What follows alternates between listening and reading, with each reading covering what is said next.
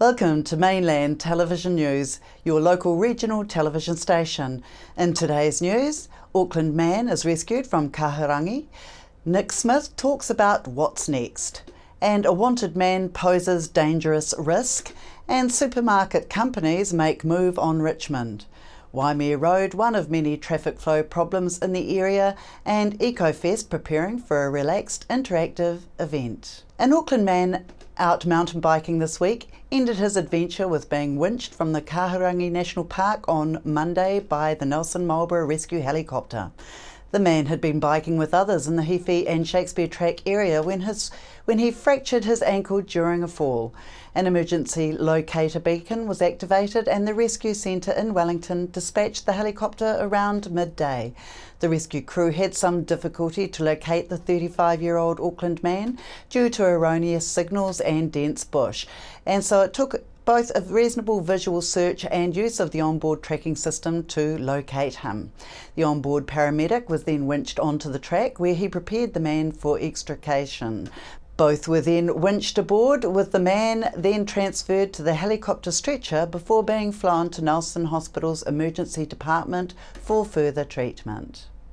The election results saw National MP for Nelson, Nick Smith, regain his electorate once more. Mainland TV's Gary Watson spoke with Nick in Mainland Studio this week about the election. Well, Nick, a great victory for National, a great victory for you. Where to from here? Oh, it was a tremendous result on Saturday night, and we're hugely encouraged by that. But it's back to hard work. The process of elections is not about individuals or parties or John Key or me. It's about what you're able to deliver for New Zealanders. They've sent a very clear message that they want to stay the course, that they want to keep New Zealand heading in the right direction. And so now it'll be for the Prime Minister to work out what confidence and supply agreements we may have, particularly with the Maori Party, with New Zealand First, with United Future, and with ACT, and then for him to appoint his cabinet and for us to get underway. The great thing is that it's a very clear result. In my view, the sort of scenario we had in '96, where we effectively had no government for 10 weeks while Winston made up his mind, I think it's a blessing for New Zealand that it's a nice clean result that lets the Prime Minister get on with the mandate to govern. It did provide a lot of instability at that period, didn't it? Yeah, it did. And when Winston was in government, 96 to 99, New Zealand was not the winner. When he was in government with Helen Clark, it made life hell for her and for that government. I think the part that's absolutely extraordinary about the election result is that National obviously increased its vote in 2008 when it was first elected.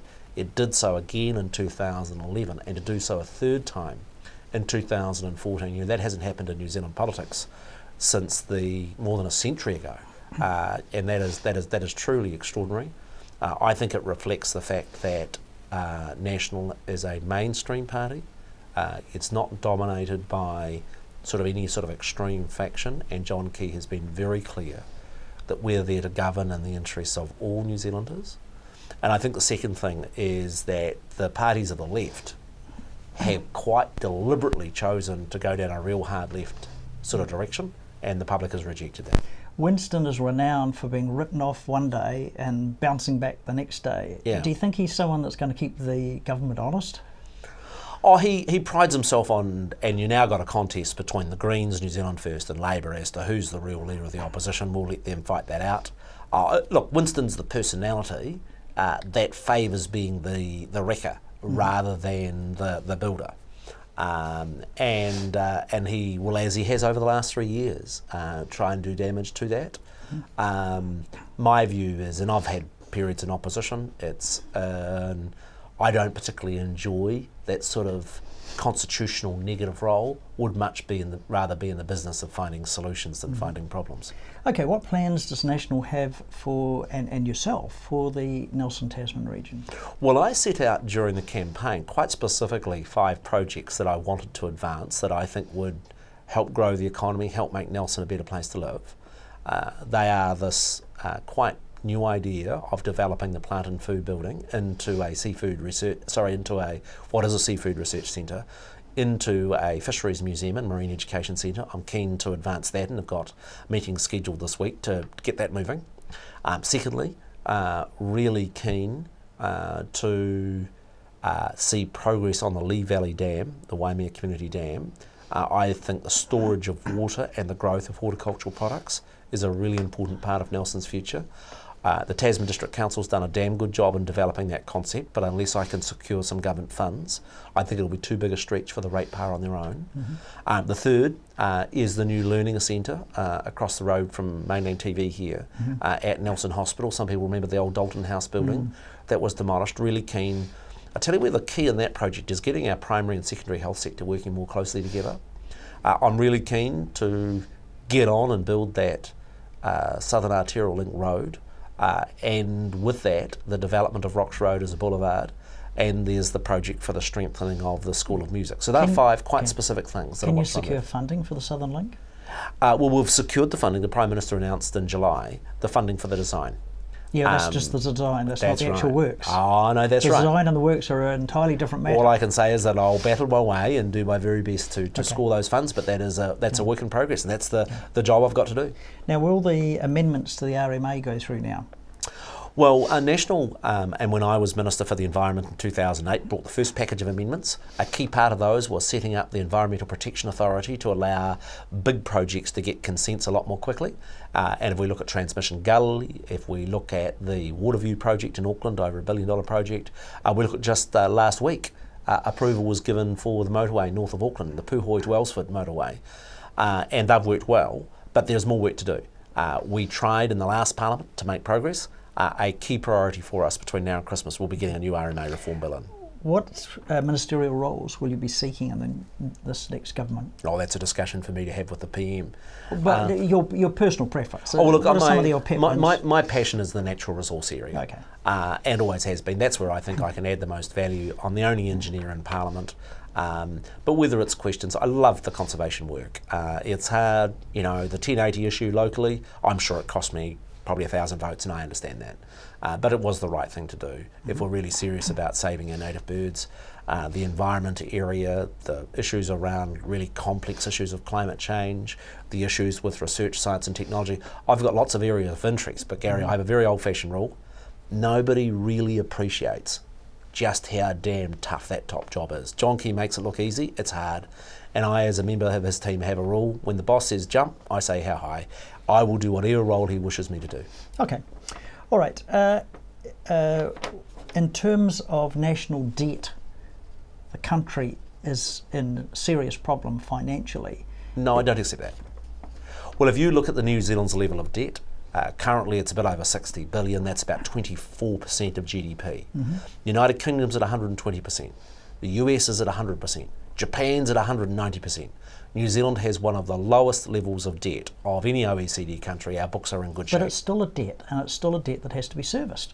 Oh yes it is, but just in exactly the same way as whether it's your business or whether it's your home. If you had a mortgage that was about 26% or something of that order of your income, you wouldn't be overly concerned in New Zealand. But I don't have a debt, and this place is debt-free. Well, I don't want to talk about your own personal affairs, but generally as a concept, there is nothing wrong with either a mortgage or businesses carrying some debt. New Zealand's level of debt as a country is comparatively low. We've set out a plan. When we came to government, New Zealand's debt was headed to going for 150 billion, up to about 60% of GDP. We have been on, and the fact that this is the first year in the black means effectively our debt levels have grown post-GFC, but we set out a very clear fiscal plan to start repaying that debt back off. And can I say, I actually think history will judge New Zealand very kindly in the way in which we managed the GFC. Some countries, when GFC hit, went for the slash and burn, balanced the budget regardless. And the real danger with that is you turn a recession into a depression. Other countries tried to spend their way out of trouble. We took what we call the tuck and trim approach, and that is through that GFC, we did take a really hard line in government expenditure and pulling a lot of it back. spending far less generously than the other government, but still maintaining those basic supports for people. Okay, if New Zealand if there's a major financial meltdown, will the government come back and guarantee the money in the major banks again like it did? Well, of course, we've changed the laws quite substantially. There's been a complete rewrite of the regulation around the Financial Markets Authority in respect to finance companies, far tougher disclosure rules for those that are managing KiwiSaver accounts, as well as the Reserve Bank having a far more active process of monitoring those. Now, you can never say never. New Zealand always needs to be real about the risk of financial shocks, and that is one of the reasons why our government has said, look, we have increased levels of debt post-GFC, but we need to get them back down again so that when the next shock comes, New Zealand's in good shape to bear its way through it. Okay. Finally, Nick, what would you like to say to the people of Nelson? Oh, just a big thank you. A big thank you for the vote of confidence. Thank you for the encouragement and support. It's the weirdest election campaign I've ever been through, and it's my number 9. But the vast bulk of people are generous, and I was also particularly pleased to see the increased level of participation. I've always sort of had the view, Gary, that it's an absolute privilege. My view is that Nelson is the best place in the world to live. Mm-hmm. This is a great little country.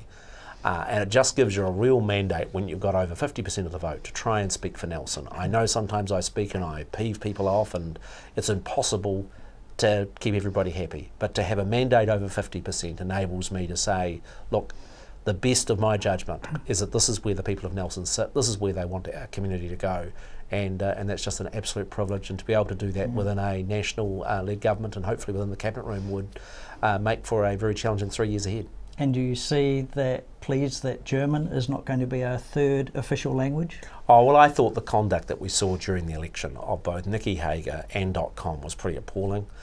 It was hit politics. It was a deliberate attempt in both cases to try and besmirch the reputation of the Prime Minister, and they failed. And I actually think that's a real encouragement. Firstly, negative politics doesn't work. That's a message from campaign 2014. And the second is, if you are a new person to a country, be a bit respectful. I think to haul in, I think 3 of the 4 that were involved in the so-called moment of truth were people that were on the run, who were all facing criminal charges for different reasons, and the idea that they were going to tell New Zealanders how to vote, New Zealanders basically said, up yours, we'll make our own decision, thank you very much, and actually John Key's a damn good Prime Minister and we're going to keep him. I'd hate to say it, but in a really odd sort of way, Gary, I suspect if .com hadn't been so inept, hadn't been so, in my view, a poor person in this country that turned New Zealanders off, I suspect National would not be governing with the majority that it has in the Parliament in the 3 years ahead. Right. Maybe it does a favour. Didn't feel like it. Okay. Congratulations, Nick. Congratulations to all the people in the National Party. Thank you very much, Gary. A warning to the public has gone out this week over an offender who is at large and is wanted on a number of warrants. Shane Dibben, aged 24, has had police warrants issued for his arrest on 6 counts of unlawful sexual connection, 1 count of aggravated assault and 1 count of assault with intent to injure. Dibben is also in breach of his bail conditions. He was seen on the West Coast on Friday, however he may be attempting to leave the area and is known to be actively avoiding police. Dibben does not hold a driver's licence or own a car. He is European and is of slim build and stands around 173 centimetres tall. He has a distinctive spiderweb tattoo under his right eye. Police consider Dibben to be dangerous and are advising the public not to approach him as he is believed to be in possession of a knife. Anyone with information that may assist in locating Dibben should call police on 03 768 1600 or anonymously through Crime Stoppers on 0800 555 111. Are 2 new supermarkets realistic for Richmond? Well, 2 large supermarket chains are now looking to open new stores in Richmond. The first, Foodstuff South Island Limited, applied to Tasman District Council in March for rezoning of its 1.6 hectare site on the eastern corner of Three Brothers Corner, which is the corner of Baitup and Gladstone Roads. that the company purchased back in 2007. The company want the area in Richmond rezoned from residential to commercial. The assessment includes the subsequent establishment of a New World supermarket and ancillary retail units. And now supermarket chain Progressive has brought land in Richmond on the corner of Salisbury and Champion Roads, and it's understood to be planning a new Countdown supermarket. The site is currently used by the Day Trust Richmond Funeral Home and Miller's Monumental Masons. However, that business would be staying, but the manufacturing side would be shifting to an industrial location. We asked people in Richmond if another 2 supermarkets is really necessary. 2 new supermarkets are built for the Richmond area. What do you think about that? I think it'd be really great. We really need one out further south. I live in Brightwater, and so if you forget something here in Richmond, you've got to come all the way back in, so it's a bit of a pain. So it's going to be really nice to have one out that way. I don't mind, I just use Pack and Save, it's very inexpensive. Yes, but I think Richmond is developing and being a good little village now. Excellent. Richmond is growing, it's a booming place to be. They just have to pay the workers a little bit more. No, I'm not very happy with that. I think there's enough supermarkets around. I feel that they're overdoing it a bit. Yes, yeah. I don't think the area warrants them at this stage, but once that new subdivision goes down Lower Queen Street, it could well do with one down there. Anyone driving in or out of the city via Waimea Road will no doubt be aware of the ongoing roadworks on one of our main arterial routes. Council has informed people that this is a routine resurface which initially started with a report in 2011. This identified various aspects of work on this busy road, including installation of the traffic lights at Motueka Street and installation of a 33 kV cable through the entire site, though this was not a Nelson City Council project.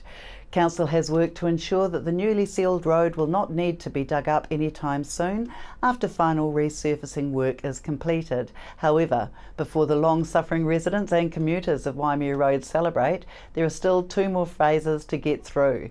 Stage 2 will see resurfacing between Rutherford Street and Hendon Street. This will be done after the planned upgrade of the Little Goes stream to increase storm capacity in Van Diemen Street and surrounding areas. And the final stage is a section between Boundary Road and just past Market Road, which is to be resurfaced to accommodate a future stormwater upgrade work at York Stream.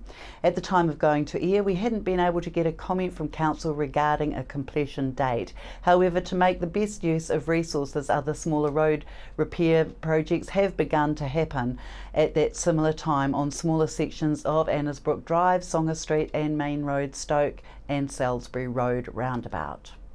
Mainland went out to Richmond to ask people about their thoughts on the amount of roadworks around the area. Are you frustrated with the roadworks around Nelson? Not particularly, except around Christmas time. They always seem to do the roadworks at Christmas time, which can be a bit frustrating. Yeah. So I think they're sending sort of internet messages through the channels into radios and telephones and things. Yes, I do get frustrated with it. Yes, I am. It's terrible. I'm on my push bike, so it's all good. I can get by. Not really, no. I think the roadworks is not too bad, but Not really, because it's got work that's got to be done, and I actually help drive for one of the contractors that are doing some of the work. So it's essential work, and it's got to be done. Registrations for this year's EcoFest featuring growables at Founders Heritage Park are rolling in, and plans are well underway for a great day out. Event organisers are really pleased with the variety and quality of exhibitors who have registered to date, with exhibitors who do everything from green lending and organic honey products to solar energy and installation.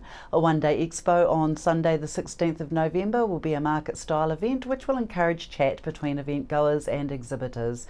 Organisers are going for a relaxed Nelson feel with plenty of great ideas for everyone on sustainable growing and living. With heaps of interactive activities for children like hemp tattoos and face painting, the SPC animal petting area and an eco-science zone. EcoFest Growables follows the Community EcoFest Motueka event run by Tasman District Council last Sunday. Since starting in 2001, EcoFest has become established as one of the biggest events for environmentally friendly products, services and messages in New Zealand. You can watch Mainland Television News at 5:30pm, 6:30pm, 7:30pm and 11pm on Mainland 1 and at other times on Mainland 2 and Mainland 3. Also online at www.7-media.net. After the break, we'll bring you the latest weather update and some events and happenings coming up from around the region. Rats, stoats and possums are killing our native birds and reptiles. You can stop this tragedy. The Brookway Marama Sanctuary is building a pest-proof fence which will allow native wildlife to flourish and spread into our lives. Help us preserve our native wildlife. Your support is needed now. You can personally or as a group sponsor a fence post for as little as $100, including the legacy of a personalised plaque. Go to thebrooksanctuary.org or give us a call. And be part of this exciting community project. The Brookway Marama Sanctuary, returning nature to the Nelson region. Hello everyone, how are you doing? I'm wonderful. My name is Roy Siboni, I'm from Ray White, Richmond, and this is another amazing section I just listed. The benefit for this section is, as you can see, the view behind me is just amazing view, outstanding, and it's just ready to be built and to develop to its potential.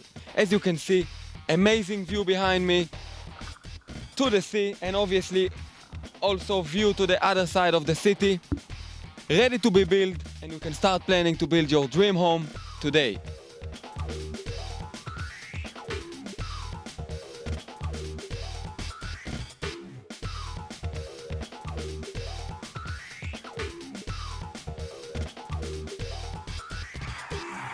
Come and see me and we can talk business.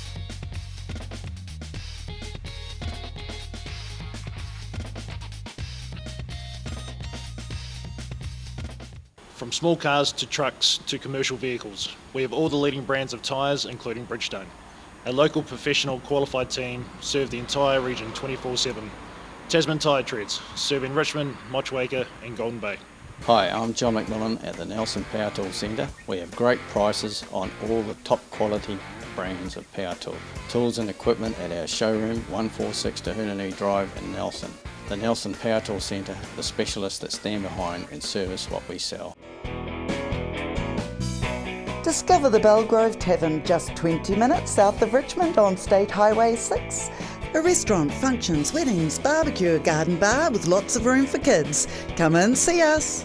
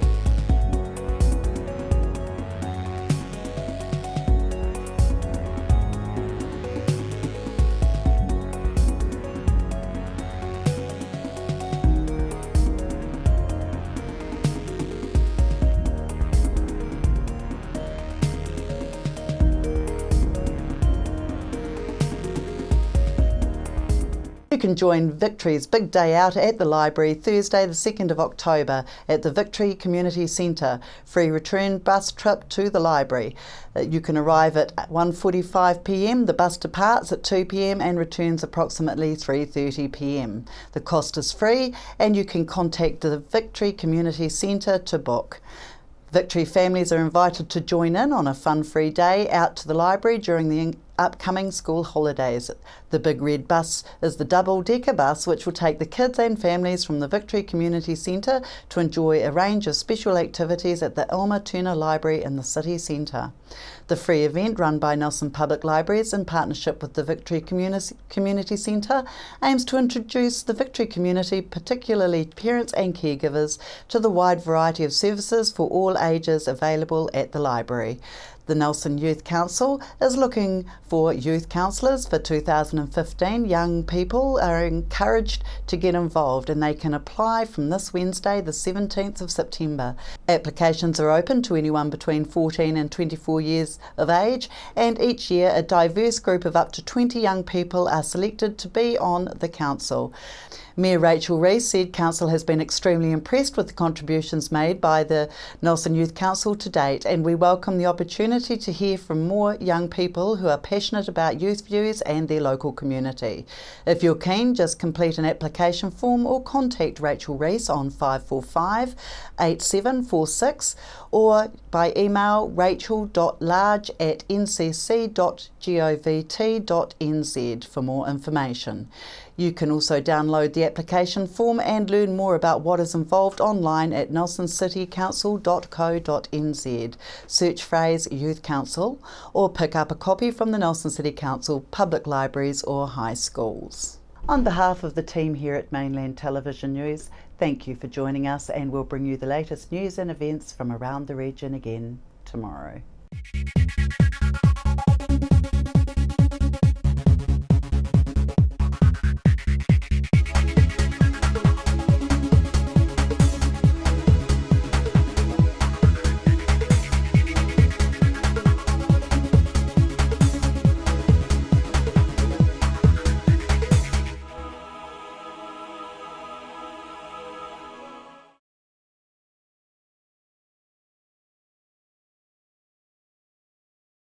Why would you want to pay as much as $1,000 for a single bed mattress when you can buy a high quality locally made mattress like this for as little as $220? And a queen size mattress could cost you in excess of $3,000, but at Nelson Beds you could have a mattress like this as low as $425. So why would you go out and spend a fortune on your child's bedroom when you can come to Nelson Beds and buy a complete single mattress and base set, a 7-drawer Scotch chest, a headboard and a 3-drawer bedside cabinet for as little as $979? So call and discuss our custom manufacturing options and local after sales service at Nelson Beds, Nelson's only bedding manufacturer.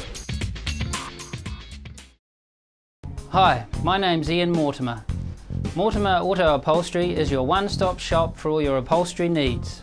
We do car and boat interiors, boat canopies, ute tonneau covers, canvas and PVC fabrication. Call in and see us in Oxford Mews, 72 Oxford Street, Richmond. Hi, Gus Bewlins of Gustav's Clothing for Men on Trafalgar Street. I'd like to invite all the people of Nelson, Tasman and international and local visitors to come and check out our brand new refurbished store, which is now chock full of the latest international and New Zealand brands. From France, Lacoste; from the UK, Ben Sherman; R.M. Williams; from Sweden, Gant; from the US, Calvin Klein jeans; and from New Zealand, Rembrandt suits, jackets and trousers; Cutler, Berlin and Snowy Fine merino knitwear. So come on into Gustav's on Trafalgar Street and we'll look after you.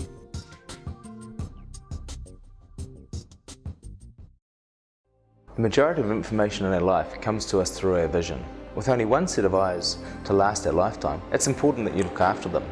For over 20 years, Carrington Eye Care has led the way in providing the Nelson Tasman region with professional eye care. Our team are committed to providing you and your family with the highest standard of eye care. As part of this commitment at Carrington Eye Care, we recommend Crizal lenses. Crizal is a revolutionary lens which repels dust and fingerprints. This means it's easier to clean and stays cleaner longer. Visit us at our Nelson, Richmond practices and ask about our Crizal satisfaction guarantee.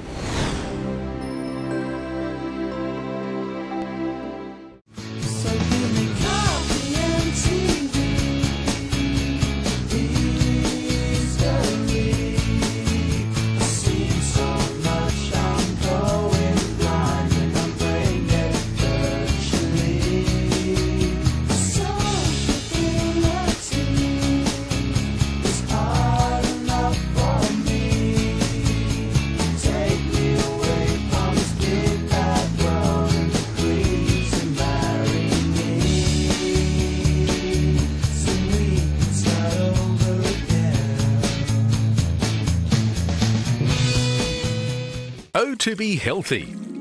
Lifestyle, diet and exercise, complemented with quality supplements, can provide you the insurance vital for your natural health and well-being. With over 10 years professional experience making some of New Zealand's most trusted nutritional supplement brands, visit the O2B Healthy Factory outlet in Wakatu Industrial Estate. Over 200 supplements to choose from, free on-site parking, no middleman. O2B Healthy, caring for you naturally.